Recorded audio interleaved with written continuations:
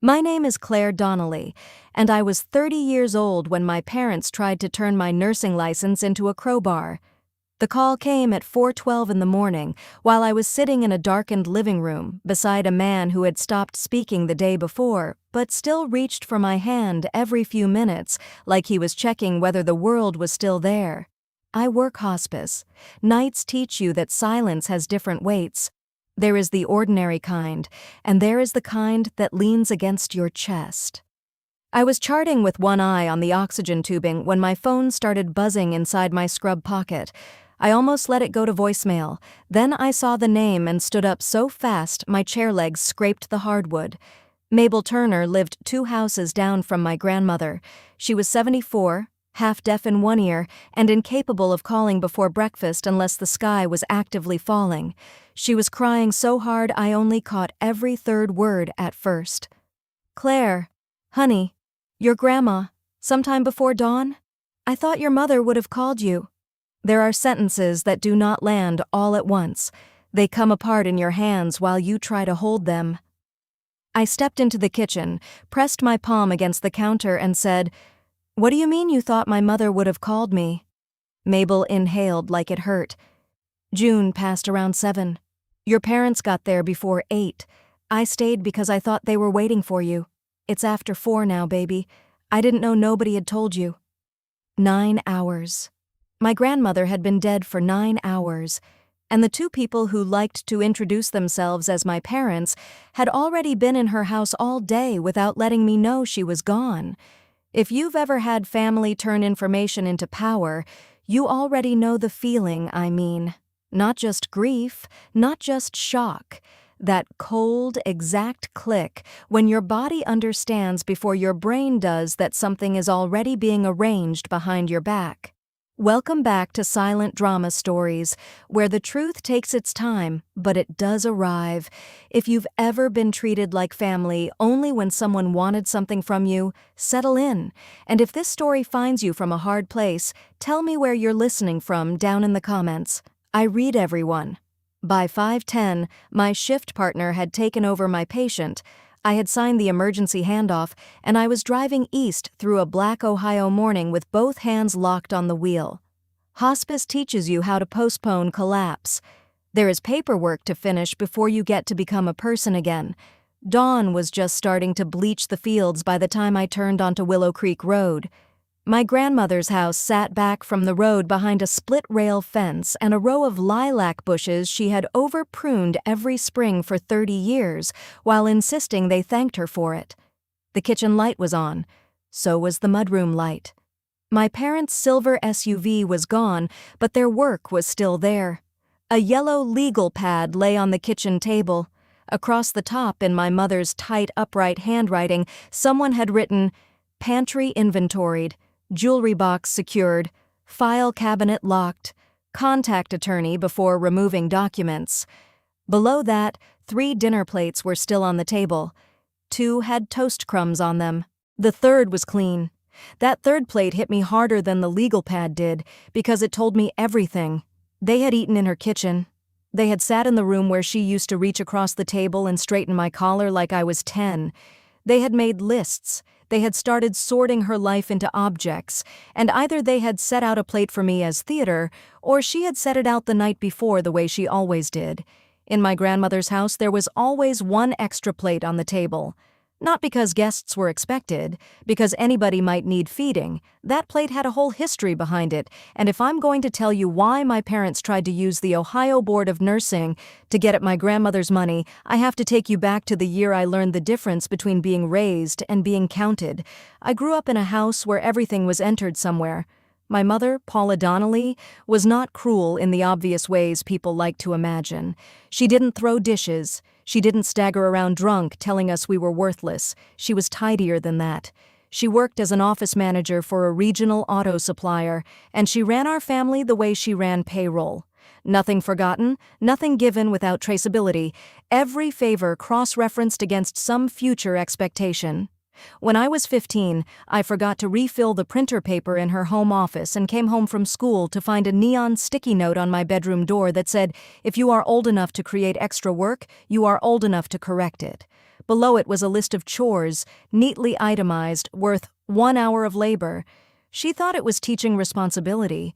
By 16, she had started saying things like, "We all contribute in this house, Claire," in the tone some people reserve for court orders, gas money for driving me to marching band, conditioner from the grocery store.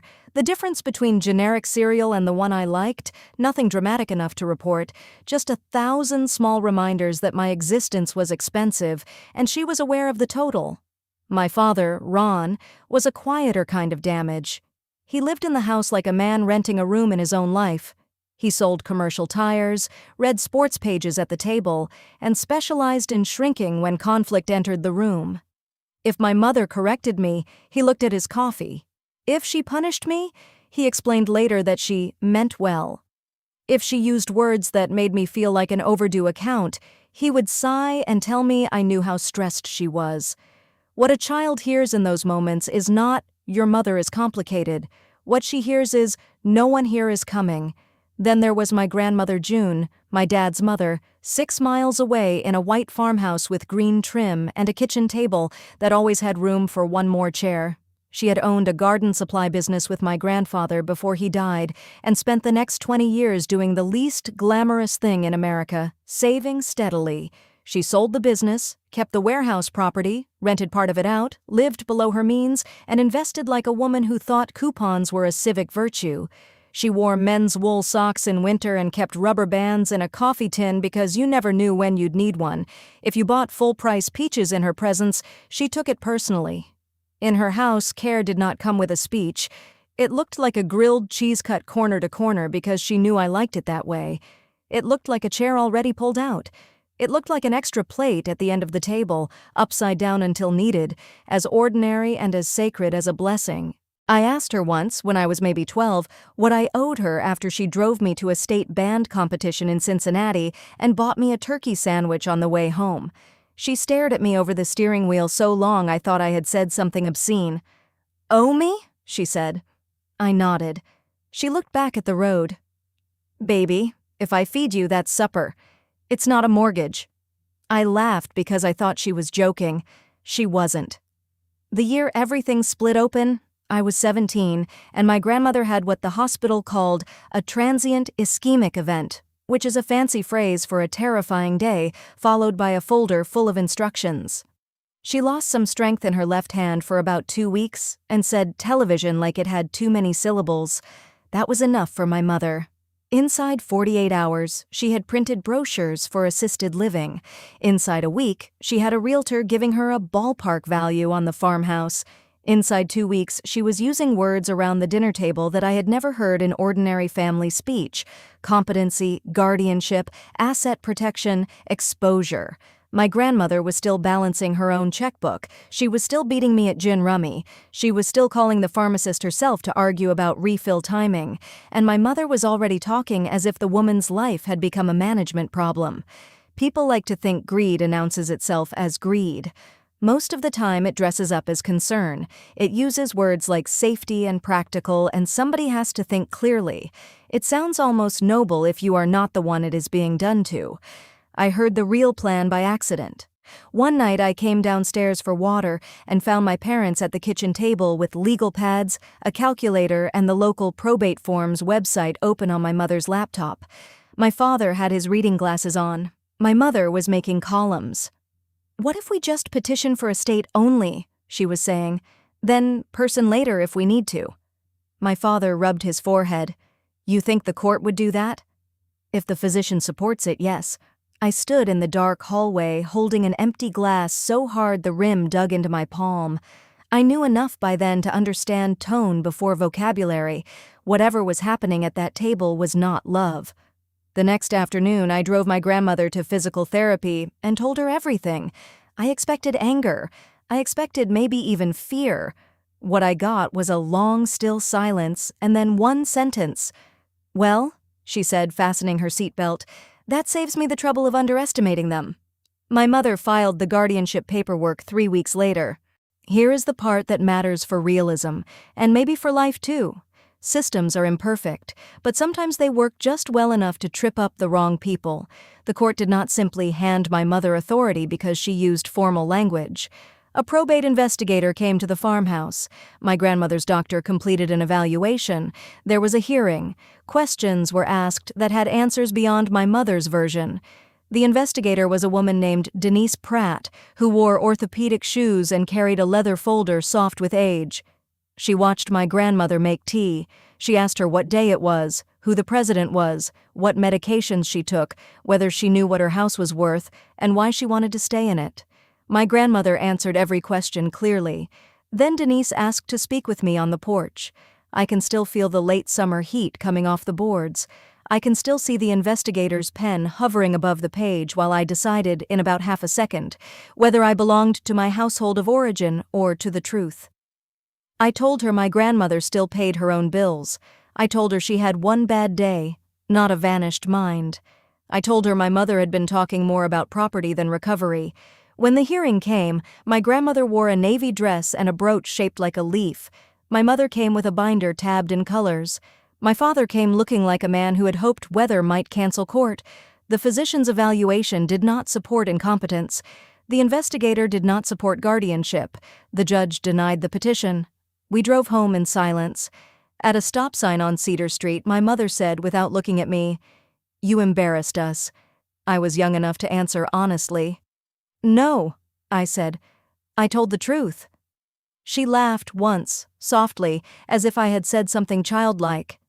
"In this family," she said, "those are not always different things." I didn't understand yet that she had just informed me of the rules. I learned 2 months later. I turned 18 in October. My birthday passed with sheet cake and a cardigan from Kohl's and the kind of careful normalcy families perform when they have already made another decision. I was working part-time at a sandwich shop after school. One drizzling Thursday I came home and the garage code wouldn't open the side door. 3 cardboard boxes sat under the overhang. My clothes, my yearbooks, my marching band jacket. On top of the stack was a white envelope with my name written in my mother's hand. Inside was a single house key. Not our house key, my grandmother's. My mother opened the front door before I could knock. She stood with one hand on the frame and the other on the chain lock. "You're legally an adult now," she said, "and adults live with the consequences of the alliances they choose." It is amazing what the body notices in a disaster: the rain dripping off the gutter, the smell of pot roast somewhere behind her, my father's shape reflected in the glass of the hall mirror, not coming forward. I remember saying, "You're throwing me out?" Her face stayed as calm as a bank lobby. "I'm refusing to subsidize disrespect." Then she closed the door. No shouting, no scene, just a deadbolt turning like punctuation. I was 18 years old, standing in my own driveway in the rain beside 3 cardboard boxes, doing arithmetic through shock. How much money was in my checking account? Which friends had parents who might let me sleep over more than one night? How many hours could I work without failing chemistry? How long could I keep pretending I was not panicking? I loaded the boxes into my rusted Civic. Then I drove 6 miles to my grandmother's house. She opened the door in slippers and a flannel nightgown, saw the boxes through the window behind me, and did not ask a single question. She stepped aside. That was all. When I got into the kitchen, the table was set for 2. Without a word, she opened the cabinet, took down a 3rd plate, and set it between ours. That sound, that small ceramic click on wood, is still one of the kindest noises I have ever heard. She poured me coffee I was too young to like and said, "Eat first, cry later. You'll do both better that way." If this has ever happened to you in some version, if somebody made belonging contingent and you had to learn adulthood in one violent evening, tell me in the comments. Not because there is a prize for surviving, just because people ought to know how many of us there are. The next 10 years were not cinematic. That is another thing your audience understands instinctively, and it's worth honoring.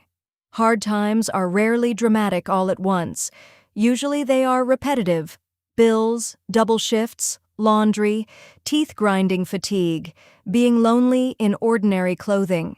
I lived with my grandmother for 9 months, then rented a room over a bait shop, then a studio over an insurance office. I waitressed, took community college prerequisites, transferred into nursing school, worked nights as a patient sitter, and learned how to make $23 stretch like theology. My grandmother helped where she could, which meant groceries left in my car trunk and gas cards hidden under the sugar bowl, and exactly one sentence every time I tried to protest. "If you have enough breath to argue," she'd say, "you have enough breath to eat." I wish I could tell you I handled all of it with noble grit and useful life lessons. What I actually did, at 20, was crack. It had been 14 months of pretending I was fine, plus finals, plus money trouble, plus that strange grief of being old enough to know your parents are alive on purpose and still absent from your life. One night, I was studying dosage calculations at my tiny table when my hands started shaking so hard I couldn't hold the calculator still. I drove myself to the county hospital because I did not trust being alone with my own mind.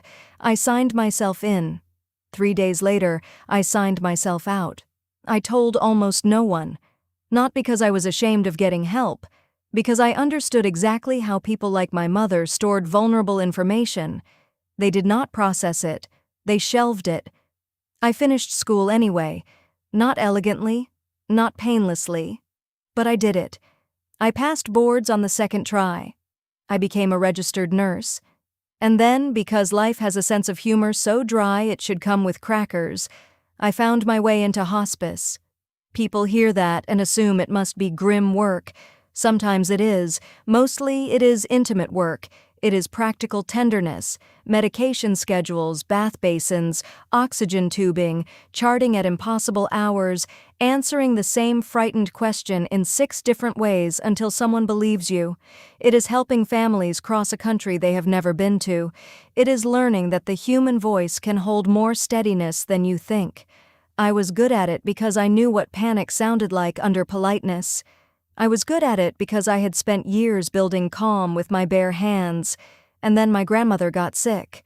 It started with congestive heart failure and ended, like so many things do, in narrowing circles, less walking, more chair time, a pill organizer the size of a tackle box, breath that came shorter every month. She made it known from the beginning that she intended to die in her own house, with her own curtains, under no fluorescent lights if she could help it. Once the doctors were honest about trajectory, she chose home hospice, not mine. That matters. A coworker named Erin handled the chart and medications. Another nurse covered weekends. I was family. I cooked soup, emptied trash, argued with her about sodium, and got beaten at cards by a woman whose oxygen saturation had no business supporting that level of smugness. Family caregiving near the end of life is a full occupation, disguised as a private act of love. Anyone who has done it knows the math. The hours are endless. The guilt is irrational and constant. If you leave the room, you worry something will happen. If you stay in the room, you stop being a person with edges. My grandmother hated feeling dependent. I hated watching her notice herself becoming dependent. We were both stubborn enough to make it exhausting. The kitchen filled anyway. Mabel from down the road brought casseroles and opinions. Pastor Lynn stopped by twice a week pretending it was casual. My friend Tori stocked the freezer with labeled soups, because that is what nurses do when we cannot fix the thing itself. On Sundays, even after my grandmother lost interest in most food, she still wanted the table set properly. 3 plates, always 3, 1 for her, 1 for me, 1 extra. "Who's the third for?" I asked once while drying forks. She shrugged. "Maybe hunger." That was the sort of answer you got from her when she knew more than you did. The lawyer entered the picture in January. Her name was Miriam Klein. She had silver hair cut sharper than mine and the air of a woman who had not wasted a syllable since 1989. My grandmother started going downtown to see her every few weeks. Sometimes Miriam came to the house instead. They would close the den door and talk for an hour. My grandmother would emerge looking pleased and tired. I asked once whether I should be worried. She waved a hand. "You should be useful. Worry is for people with spare time." Then, 3 weeks before she died, she grabbed my wrist while I was fluffing her pillow and said, "When your mother starts sounding sweet, you let Miriam speak first." I smiled because I thought I understood. She always sounds sweet when she wants something. My grandmother's grip tightened. No, baby. I mean after. After what? I almost asked. But she had already closed her eyes. At the funeral, my mother wore dove-gray wool in grief the way some women wear pearls, attractively and with a great deal of awareness. My father stood near the guest book shaking hands like he was campaigning for county auditor. People hugged them. People told them June had been a wonderful woman. People who had never seen the inside of our family spoke in the confident, soft tones of the uninformed. I sat in the second row with Mabel and stared at the casket until my eyes hurt. Then my mother slid into the pew beside me and tucked her hand over mine as if we had spoken last week. It had been 10 years. Her perfume was the same. "We should have dinner soon," she whispered. "No lawyers, no paperwork, just us." The body remembers hunger before it remembers danger. I want that on record because it is true, and because people get self-righteous about this part afterward. They ask why anyone would still want parents after what happened. The answer is that the wanting is not logical. It survives evidence. It embarrasses you. It crouches in some childish part of the chest and lifts its head at the first sound of home, even if home was where the injury started. 2 days later, Miriam Klein invited all interested parties to the reading of June Donnelly's estate plan. My parents called within 40 minutes.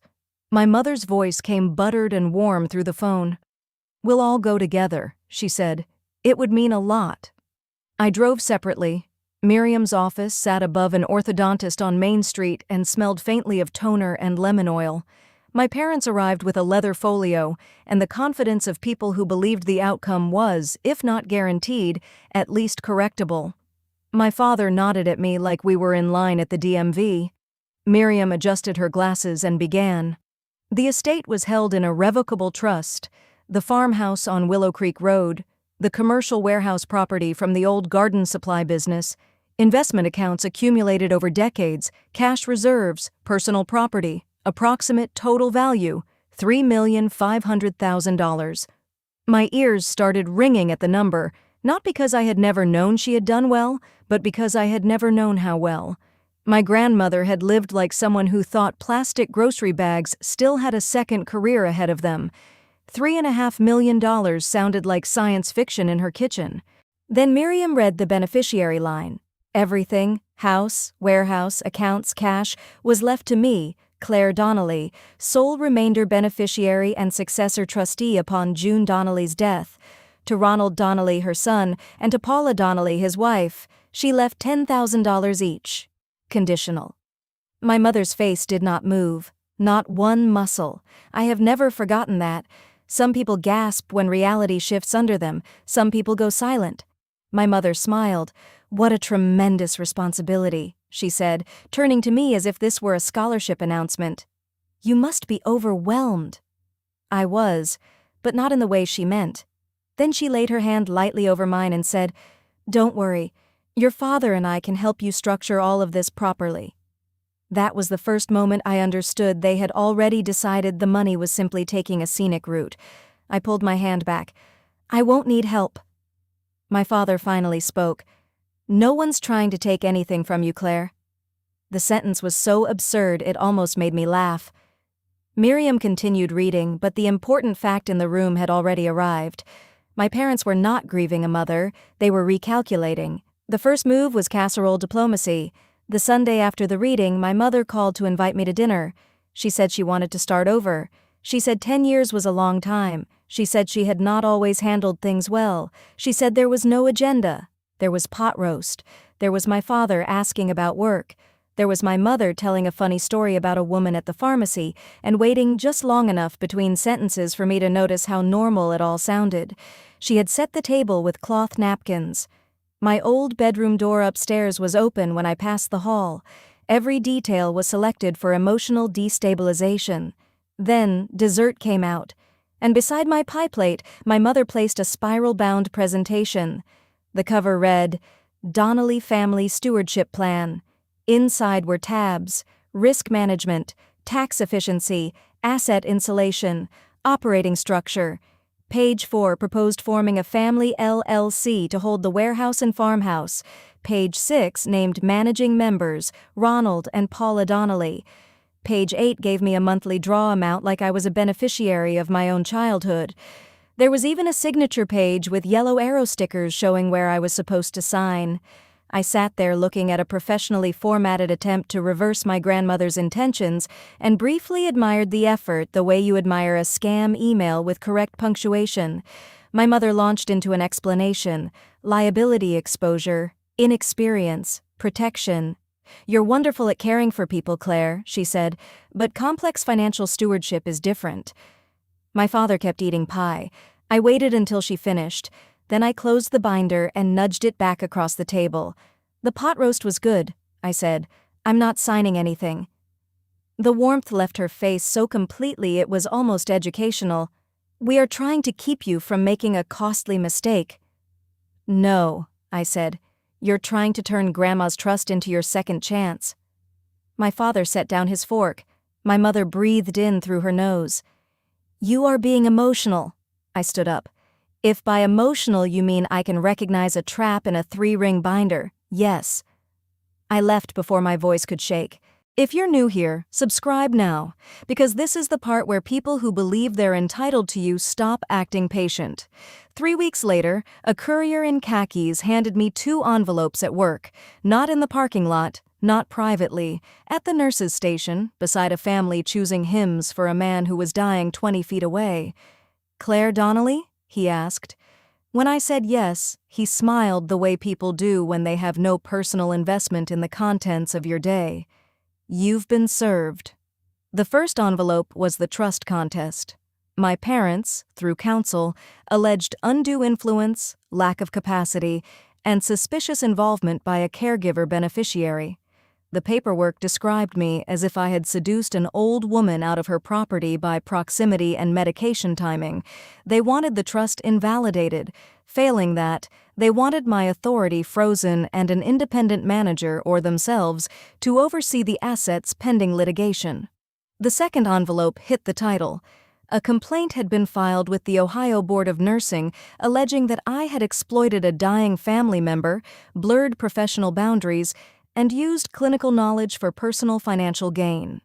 My first reaction was not fear.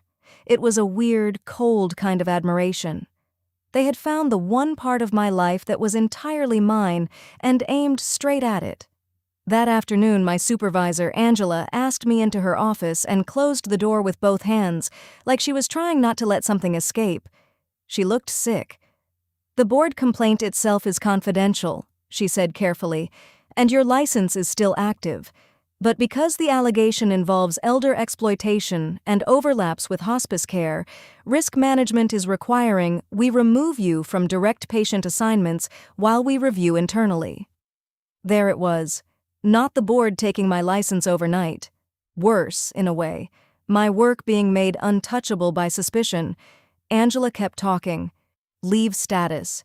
HR, non-clinical options if available. Temporary. We support you." I heard maybe a third of it. I unclipped my badge and set it on her desk because I could not stand the weight of it against my chest 1 second longer. You work so hard to build a life beyond the people who hurt you. Then one day they walk back in with paperwork and remind you they have been studying the blueprint. The smear spread fast. That is what happens in a county small enough to still have 2 good pie shops and 1 bad secret on every road. My aunt in Newark heard I had maneuvered June into changing her estate plan. A cousin texted to say maybe I should just compromise. Someone at Kroger asked, too casually, how I was holding up with all the legal stuff, meaning my mother was not content to fight in court. She was building atmosphere. Then came the deposition. The opposing attorney, Derek Vaughn, was maybe 55 with rimless glasses and the facial expression of a patient billing department. He asked all the obvious questions first. How often had I visited? Did I ever transport my grandmother to appointments? Did I cook her meals? Was I present in the home when medications were administered? Had I ever discussed money with her? Had I ever handled paperwork around her care? All of that I could answer cleanly because the truth was clean. Then, 2 hours in, he looked down at a document and said almost lazily, "Ms. Donnelly, have you ever been admitted for psychiatric observation?" The room did not change. I did. There is no way to explain the specific horror of discovering that your worst private hour was not forgotten but archived. My attorney objected. Derek went on. Voluntarily or involuntarily? At 20, I had still been on my father's insurance. Of course, the statements had gone to the policyholder. Of course, my parents had known. Of course, they had said nothing for 10 years and saved it. I answered in the calmest voice I had. Voluntarily, 3 days, a decade ago. He nodded like a man confirming a mailing address. No raised voice, no cruelty. That's the thing about institutional violence. Sometimes it arrives wearing a tie and a neutral tone. When the deposition ended, I sat in my car in the underground garage so long the meter expired twice. Not because I was ashamed of getting help, because my parents had waited 10 years to use it, because that told me there had never been a reconciliation available. Only inventory. That night, Miriam Klein spread file folders across her conference table and began showing me what my grandmother had built. The original trust had been executed the spring after I was thrown out. That alone made me go quiet. June had not made a sudden end-of-life decision. She had started protecting herself and me years earlier, almost immediately after the guardianship attempt and my exile. There had been amendments over time, each one tightening structure. Independent attorney meetings, witnessed signatures, notes in Miriam's file memorializing that June came alone, understood the nature and extent of her property, identified family members clearly, and articulated exactly why she wanted the plan as drafted. Then came the strongest part. 9 months before hospice was even discussed, my grandmother had obtained 2 capacity confirmations in connection with estate planning, one from her longtime physician, another from a geriatric specialist. Not because the law demanded it in every case, Miriam said, but because June trusted paperwork only when it could survive hostile weather. Your grandmother anticipated challenge, Miriam told me. Not vaguely, specifically. She tapped one folder and added, "There is also a statement of intent attached to the final amendment. She instructed that it be read aloud if the trust was contested." I felt the back of my neck go cold. What does it say? Miriam's mouth did something that was almost a smile. She was very clear that you were not to see it first. The preliminary hearing was set for October. Before it came, my parents sent a settlement offer, $750,000 to me, the rest to be redistributed through a family resolution agreement. In exchange, they would withdraw the contest. 2 paragraphs later, their lawyer noted that public agencies often looked favorably upon private disputes resolving harmoniously and that ongoing regulatory attention could be a prolonged hardship for all involved. That sentence should be framed and hung in a museum of extortion. Pay us, and the complaint pressure may vanish. Fight, and we keep feeding the machine. I wish I could say I laughed and tore it up on the spot. I didn't. I sat at my grandmother's table with that letter for 3 hours while the refrigerator motor clicked on and off and dusk gathered in the corners of the kitchen. $750,000 would still leave me with more money than I had ever imagined having. It would also make the board problem easier. Maybe. It would stop the bleed. It would spare me the public airing of old medical records. It would cost almost everything morally while sounding on paper very reasonable. That is what the best traps do. They come formatted as prudence. My father showed up 2 nights later after dark, alone. He stood on the porch with his hands in his jacket pockets and the posture of a man who had spent most of his life asking permission from stronger weather. I did not invite him in. He did not ask. "Your mother thinks you're making this harder than it has to be," he said. I almost smiled. "That sounds like her." He rubbed the back of his neck. "You know she grew up with nothing after her mom died." I said nothing. So he told me the story. Maybe because it was true. Maybe because it was the only defense he had left. When my mother was 22, her own mother died with unpaid bills, a maxed-out department store card, and a funeral the family couldn't afford. My mother worked 3 jobs and spent 2 years paying off debts that were not legally hers and somehow became emotionally non-negotiable anyway. She thinks control is how you keep disaster from happening twice, my father said.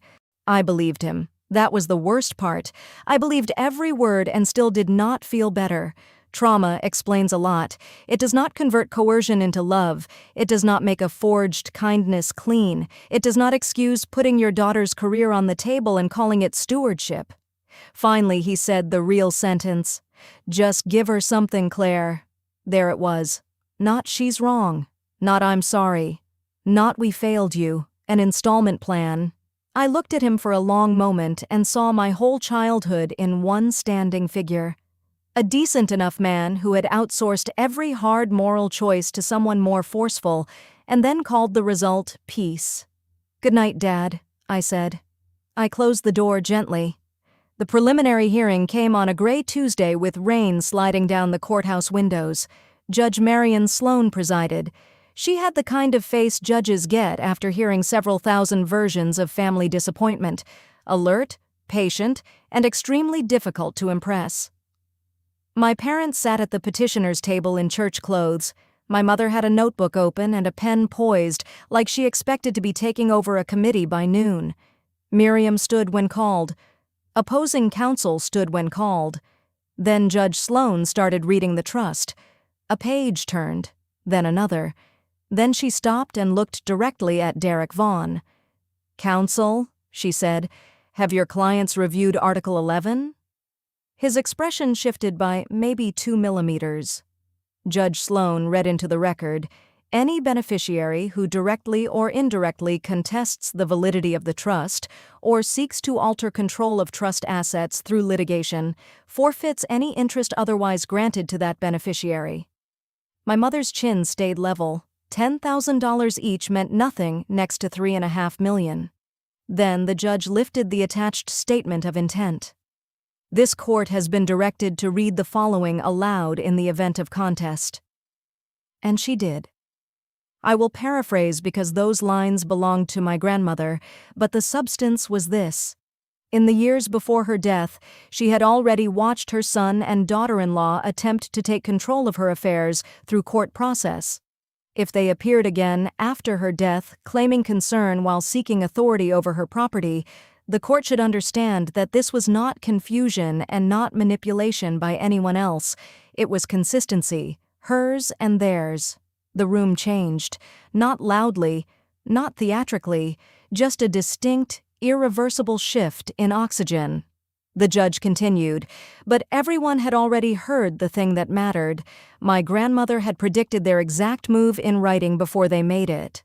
Derek still requested a full evidentiary hearing on capacity and undue influence. Judge Sloan granted it because courts do that when procedure requires it and set trial for 6 weeks later. In the hallway, my mother came close enough for me to smell her wool coat. "You think this embarrasses me?" she asked softly. "No," I said. "I think it exposes you." Her eyes flashed then, not with grief, but with a fury so old it had become efficient. "You are not equipped to hold what she left," she said, "and deep down you know that. Maybe 10 years earlier that line would have landed. By then, it only made me tired. The next blow came on stationery rather than in person. My mother wrote me a 4-page handwritten letter. It was almost unbearable in its skill. She began with, 'My Claire,' which was not how she had addressed me in any known century. She said mothers make mistakes. She said she had been too rigid, too proud, too scared. She said the years without me had cost her more than I understood. She said we could still fix this.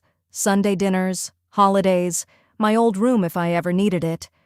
Your grandmother would have wanted us whole," she wrote, which was a lie elegant enough to pass in many homes. At the bottom was the ask. We divide the estate fairly. We manage it as a family. We end the legal ugliness. I sat in my car outside the hardware store, reading that letter over and over until the daylight failed. It did exactly what she intended. It reached under all the adult logic and found the abandoned girl who had stood in the rain at 18 with cardboard boxes. That girl wanted to believe.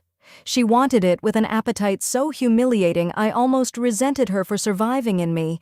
People underestimate how hard it is to reject the exact apology you have been writing on someone else's behalf for years.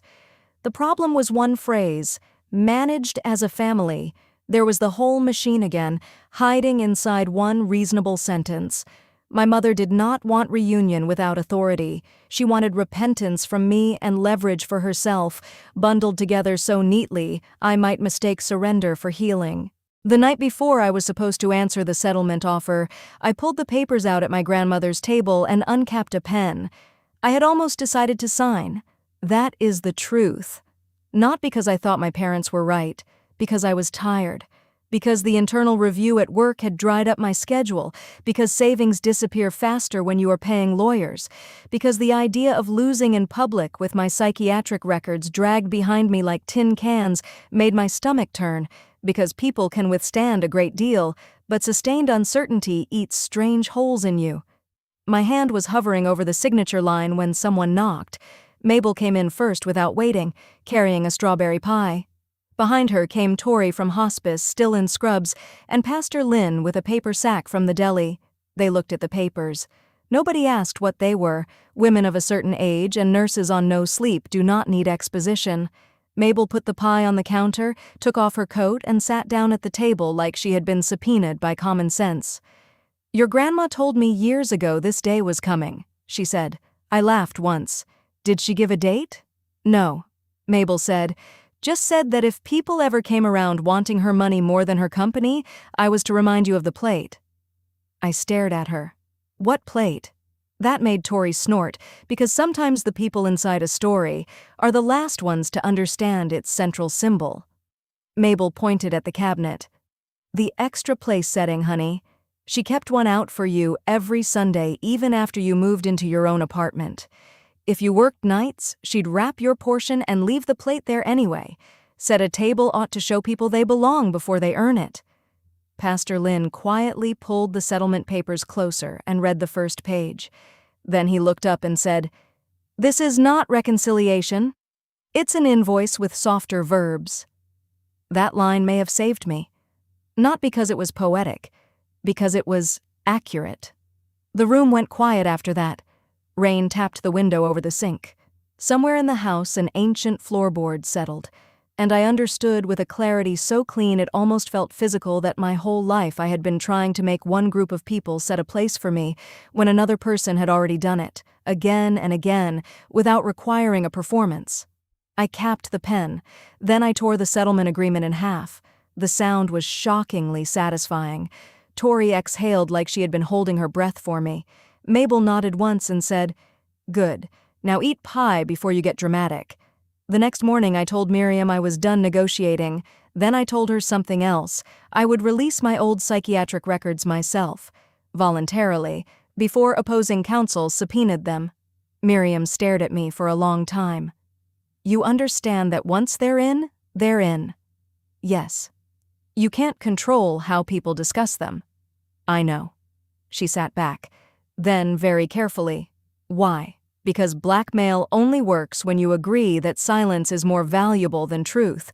Because my parents had spent 10 years holding those 72 hours like a knife in a drawer. Because I was no longer willing to help them sharpen it. Because if the story was going to be told in public, I wanted it told by the person who survived it. So we filed the records ourselves, with context, before Derek Vaughn could pretend he had unearthed a scandal instead of a human being. And then we prepared for war. The hearing took 2 days. Day 1 was theirs. My mother testified first, and I'll say this plainly, she was excellent, composed, precise, heartbroken in all the camera-friendly places. She described my grandmother as vulnerable, me as over-involved, and the estate plan as out of character. She spoke of concerning dependence and increasing influence. She cried once while saying she had only wanted family fairness. My father followed, gentler but same direction.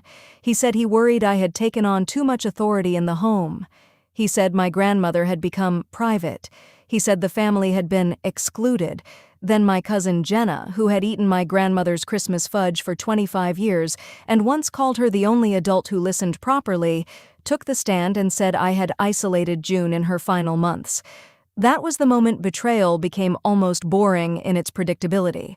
Derek Vaughn wove it together with competence: a nurse, a lonely older woman, a history of family strain, a large estate, close access to care, a prior psychiatric admission suggesting instability under stress. He never had to say villain outright. He just arranged facts in villain order and let implication do the walking. Judge Sloan gave nothing away. Miriam cross-examined well, but day one still felt like drowning politely. When court adjourned, I went home and sat at the kitchen table, staring at the cabinet where the extra plates lived. I did not rehearse. I did not write talking points. My grandmother had always said that the truth can tolerate being spoken plain. It's the lies that need choreography. Day 2 was mine. I took the stand in a navy dress and sensible shoes and used the same voice I use with families at 3 in the morning when someone asks, "What happens next?" and means, "Please keep me from breaking in front of strangers." I told them about the guardianship attempt. I told them about the hearing. I told them about the cardboard boxes. I told them about the key to my grandmother's house inside the envelope from my mother, which was somehow both expulsion and proof that she knew exactly where I would go. I told them I had not moved in with a vulnerable old woman to gain advantage. I had been exiled there by people who were angry I would not help them control her. Then I told them about being 20 years old and voluntarily admitting myself for psychiatric observation after panic overwhelmed me. I did not wait for the question. I offered it. I explained the timeline.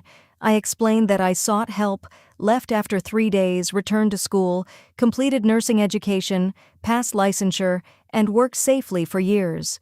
I said, looking directly at the judge, I was not too unstable to be a nurse. I was a young woman under strain who got care before she became dangerous to herself. Those are not the same story unless someone needs them to be. You could have heard a spoon drop.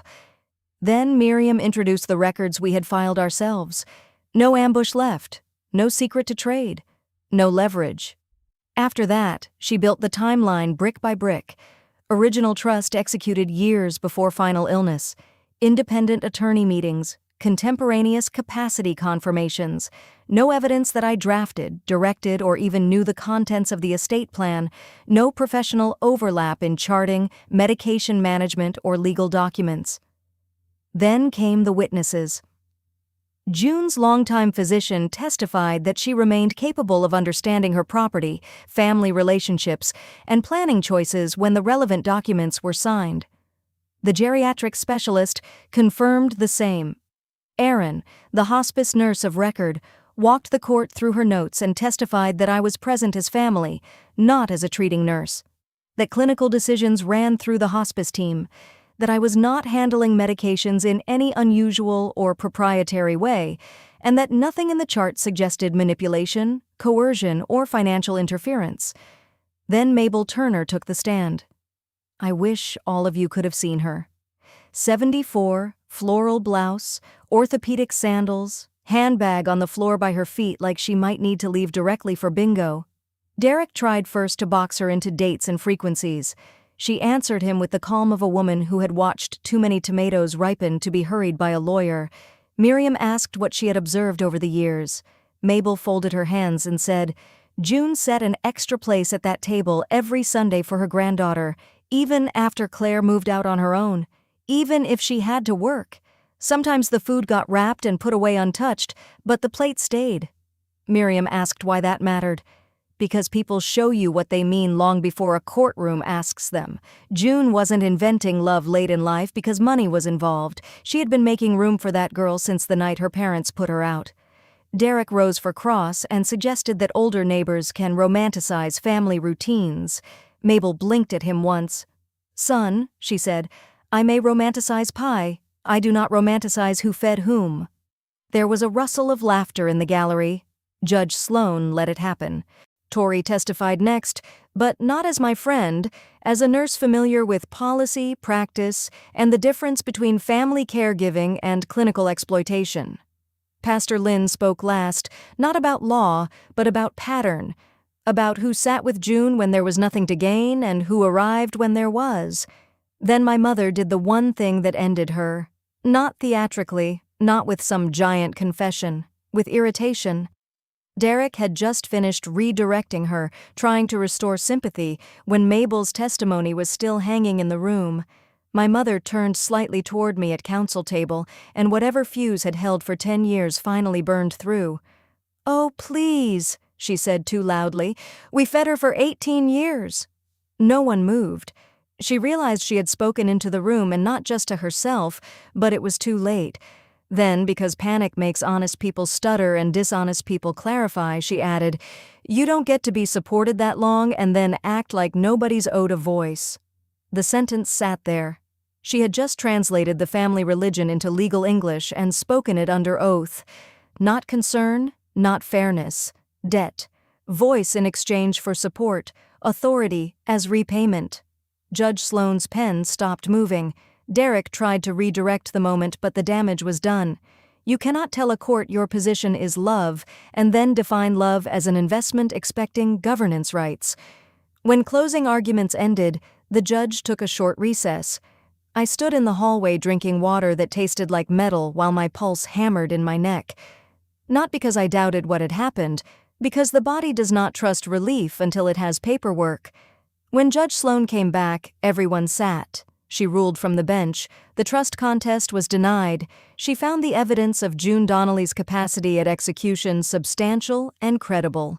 She found no persuasive evidence whatsoever that I had exerted undue influence over the estate plan.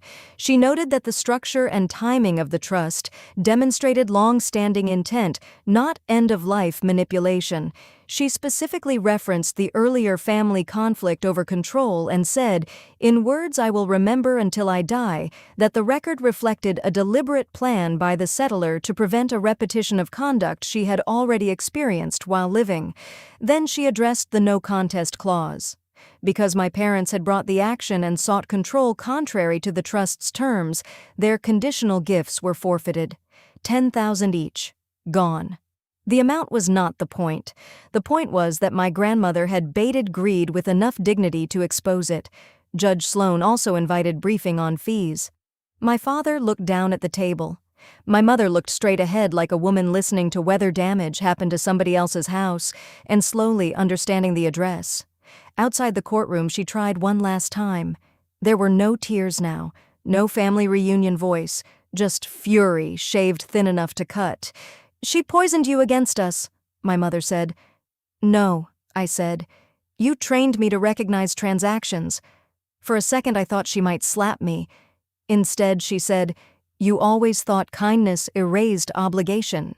And there it was, one last time, the whole philosophy laid bare. If someone fed you, clothed you, housed you, they bought influence over your adulthood forever. I did not argue. I did not defend myself. The board investigation was slower than the courtroom. That is another truth worth keeping if you ever write this genre again. Courts give verdicts. Bureaucracies grind. Months passed. Interviews, requests for records, written responses.